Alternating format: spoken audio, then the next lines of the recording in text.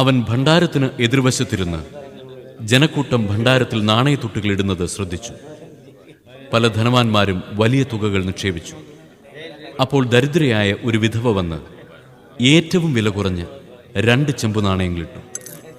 അവൻ ശിഷ്യന്മാരെ അടുത്തു വിളിച്ചു പറഞ്ഞു, സത്യമായി ഞാൻ നിങ്ങളോട് പറയുന്നു, ഈ ദരിദ്ര വിധവ മറ്റാരെയേക്കാൾ കൂടുതൽ ഭണ്ഡാരത്തിൽ നിക്ഷേപിച്ചിരിക്കുന്നു. എന്തെന്നാൽ അവരെല്ലാവരും തങ്ങളുടെ സമൃദ്ധിയിൽ നിന്ന് സംഭാവന ചെയ്തു.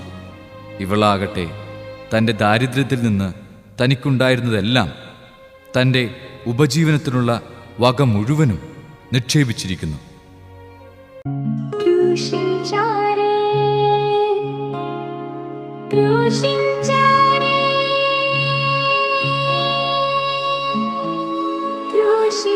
ും